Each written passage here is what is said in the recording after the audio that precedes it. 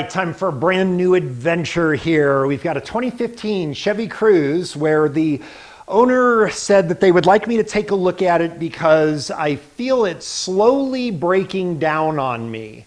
And I, of course, asked for a little detail. What exactly are the symptoms? What does breaking down mean here? And she says it's starting to overheat randomly. The heat doesn't work and the engine idles bad and feels like it's going to die.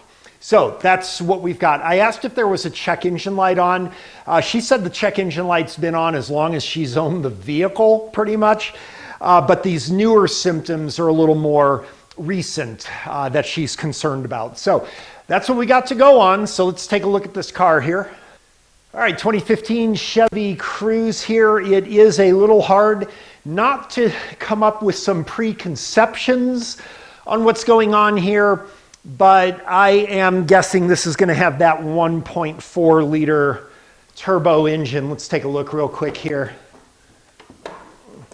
Yes, it does. All right, so that automatically gives us some indication of the idle problem issue, and maybe even check engine light, actually, for a number of reasons. But did a video on one of these recently where I wasn't quite as familiar. Let me do this. If you watched the previous video, that may be familiar to you from previous video right there. If not, we're gonna probably cover that anyway. But here's the main thing though.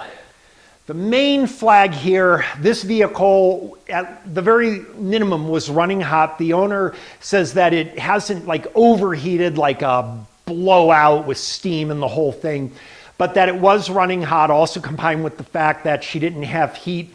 Pretty obvious we're gonna have something where there was a loss of coolant in the vehicle, right? And as a result of that, there is the possibility there was an overheat, which could cause serious engine damage. So anytime that I get a vehicle in here that I suspect could have had an overheat condition for any period of time, the very first thing I do is I check to make sure there isn't serious engine damage. We could probably have hundreds of dollars of things that if you're familiar with this engine, we already know probably some things that are wrong that will cost hundreds of dollars. And then you do those, come to find out that the engine has a blown head gasket or something, and now you are in a bad situation with the customer because they paid all this money for you to do these repairs on an engine that's pretty much blown, right? So we're never going to let that happen. We always check before we do anything else. Now, I am curious what some of the other codes are going to be, so we'll just go ahead, take a look at some of these codes, but then before we do anything, before we even quote a customer on anything, we're going to check to make sure that this engine is in healthy condition. These engines are notoriously known for failures with the turbo, and especially with the PCV valve, which is, we have a video on it, as I mentioned before, maybe a couple. And that PCV valve is in the valve cover. It is not serviceable. You have to replace the valve cover. But the reason that the PCV valve breaks is because there is a failure with a valve in the intake manifold, which blows out that diaphragm in the PCV valve in the valve cover. And I have yet to see one of these cars come in that hasn't had that problem. And let's see, we've got a engine coolant flow insufficient. I actually haven't seen that before. It must have some kind of flow meter or something. I'm not sure how it knows that. But we've also got our circuit low voltage on the oxygen sensor. I'm going to say most likely that's from the lean condition. Yes, right here, fuel system trim lean right here, the 0171. I am very confident we're going to easily find the cause of that. We've also got a thermostat heater control circuit high voltage. That is probably an open in the coolant thermostat heater control because I suspect, based on the symptoms, the car ran very low on coolant, and if you get below the level of that heater filament, well then of course it's very easy for that heater filament to burn out. I see these all the time. And then we've got intake airflow system performance. And yeah, I am going to say that we know the direction we're going to look right off the bat with this. Okay, I think what we may do, just for fun here, is just kind of go on the hypothesis that I know at least where this lean condition is coming from. Looks like you got automatic here. This is not a start-stop system, I don't believe. Okay, and let's read our data stream here. Go to fuel trim data. All right, we're gonna go long-term fuel trim and short-term fuel trim, and that's all we need right now. All right, check out that long-term, by the way, 30%. Awesome. Let's go ahead and graph this up, and let's start the car. All right, get that cover off there. Let's set our guy right here. Look at our short-term now that we've started the car. All right, that's pretty awesome. The engine is shaking pretty bad, and it definitely is not happy. All right, what we're gonna do is put our finger right over this PCV valve. You can actually hear the suction. Look at our short-term trim. I'll bet that goes down to around -30 ultimately. Okay, well, I had a really nice capture there, and then my finger slipped off. But you can see where I was able to get our fuel trims down there on the short term, right about -25 or so.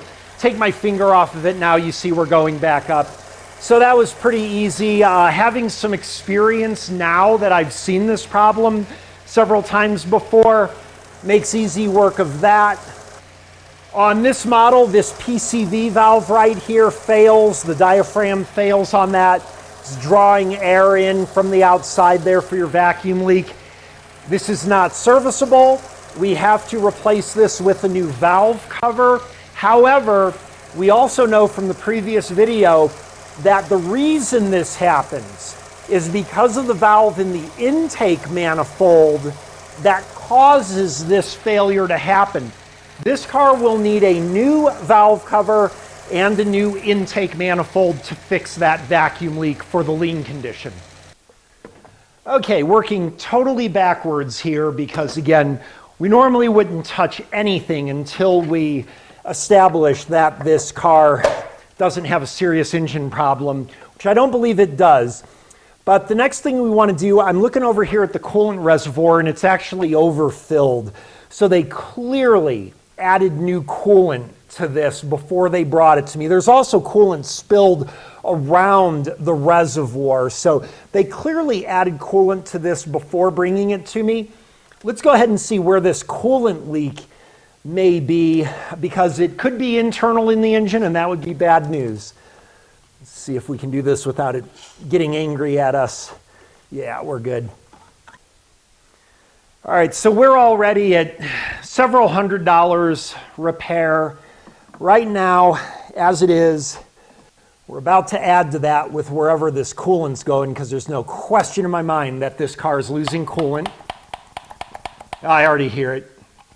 I already hear it. It's on the right side of the engine. Yep, I totally hear it. All right, let's take a look. All right, let's see. Oh, right there. I hope I caught that on camera. There was just a drip of coolant right behind the water pump. It just happened there. I don't think I can get an angle on here, but it just dripped again. I think I caught it on camera there, yeah. So we've got a leak at this water pump here. Well, there's another fairly significant expense. All right, quickest diagnostic ever so far. The last thing we want to do is look for that heater and see that that's probably open. There it is under this intake tube, I think. I think that's it. And to be honest with you, that is going to be easier by far and away to access when I get this intake manifold off if we repair this vehicle. Again, I cannot stress enough how critically important it is. We are not even giving this customer a quote on any of this until we are sure that there is not a major engine failure here. So the first thing we're going to do, let's run an audible compression test. If this fails the audible compression test, we're pretty much done here.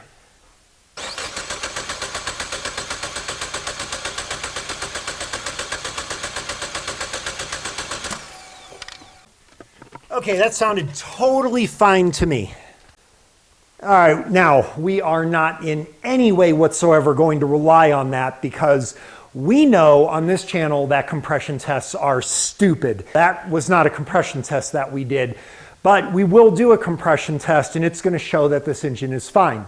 And we know from a video a few years ago that I definitely ran into a situation that many of you guys claimed is a phenomenon where you can absolutely have a blown head gasket, but it's blown in such a way that you do not detect it on a compression test. That happened to me live on camera, and since then, when was that, like 6 years ago or whatever? Since then, I routinely find this phenomenon to happen. All the time, just last week as a matter of fact. I don't know if it's something with newer engines that this is a more common phenomenon, but I've never ran into that before 6 years ago, and now I routinely find cars with blown head gaskets, totally normal compression tests. Compression test is stupid. If your compression test shows to not have any issues, that means nothing. Now, if your compression test shows that you've got an issue, yeah, by all means, definitely you have an issue. But if the compression test is negative, you can't trust that. So we are going to be a little bit more thorough on this because I really don't want to have this customer do a bunch of repairs only to find out that we've got an engine problem. Let's go ahead and do the compression test on this engine, and then let's go ahead and do something far more sensitive. All right, while we set up for this compression test here, just wanted to give a big thank you to all of you viewers who have supported us over at our new channel, Schrodinger's Toolbox, where we do honest tool reviews. It's actually Vicky's channel. She runs that whole thing, honestly. And we are just so pleased. We had a goal for subscribers that you guys helped us to reach in the first few days, and we've already doubled that pretty much. We're getting lots of vendors that are contacting us proactively to test their products. And if you haven't checked that out yet, you really need to. It's a really fun time. It really is. I'll put a link in the video description here. Also, we're going to have our Christmas special coming up. So if you want some Christmas gift ideas, we're going to be coming up with a video in the next couple weeks for some great Christmas gift ideas there as well. But please check it out. You're missing a good time if you're not.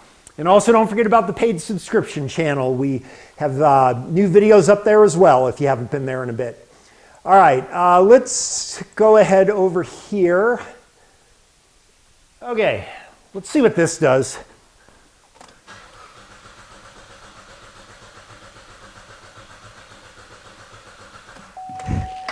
Okay, got my amplitude way lower than I would like, but I am so convinced this is fine. I'm actually not even worried about it. We're going to go back to that.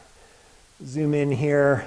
All right, that looks totally fine. Looks like we got a little bit lower one right here. Let's set that there. This guy right here. So we'll 1, 2, 3, 4, 1. Yeah, it's just an anomaly there. 1, 2, 3, 4, 1, 2, 3, 4, 1, 2, 3, 4. Yep, I'm totally happy with this. This compression test looks normal. Of course, that doesn't mean anything to me at all. So we're going to do a different technique. The reason why I wanted to do this is because, remember, your engine damage from an overheat may not necessarily be linked with the cooling system, remember. And that's why we're just looking for a loss of compression with that, with or without it being cooling system related. Our next test is going to be specific for the cooling system, however. So we need to get an adapter here. All right, we're going to use a pressure transducer here. Like that. And then somewhere I've got a homemade right here. A homemade little testing system. And there we go, like that. So it seals up right in there. If we have any compression pressures that are getting into this cooling system, this device is going to detect it, no matter how small it is. It's an incredibly sensitive procedure. All right, let's set up the scope real quick here. All right, we're going to grab a coolant hose here, and we can see just by leaning on the car, just leaning on the car is changing the coolant pressures enough that we can see a little slight difference. What I'm going to do is just barely squeeze the hose for the upper radiator hose, and we can see just barely squeezing the hose, we can detect the slightest amount of pressure. As a matter of fact, I'm going to take this screwdriver right here, and you can see that we can measure the changes in pressure just from tapping the hose. If this test is negative, we are going to go forward with the repairs. Let's go ahead and take a look and see what we get. All right, just getting into the car, I caused a pretty good disturbance there. Let's try the cranking. Oh, my battery's dying. But we can see there's no increase of pressure during the cranking. Let's go ahead and see if it'll start. My battery is really weak here. And we're going to get a little bit of steady increase in pressure. First of all, just from the temperature eventually, that's going to cause an increase in pressure. And then the other thing is, of course, activity from the water pump. But what we're not seeing is a stepwise increase in pressure as a particular cylinder is firing and potentially entering combustion pressures into the cooling system. We do not see that. This engine is fine. All right, I hope you agree with me on the importance of those tests to make sure that we don't do hundreds of dollars in repairs on an engine that has a blown head gasket. We do not. We are good to go. So I'm going to contact the customer up and see if they're good with the repairs. We're looking at probably over $1,000 here. We'll see what they say. All right, customer not very thrilled about the cost of the repairs here.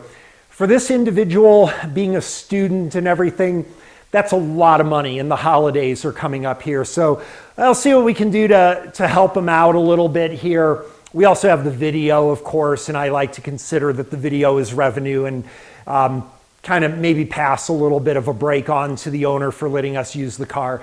But we are good to go ahead with the repairs, so we're going to do that. This is a bunch of bolt spinning that anybody can do. But I will show you some of the things that we find as we dig into this engine, so stick around.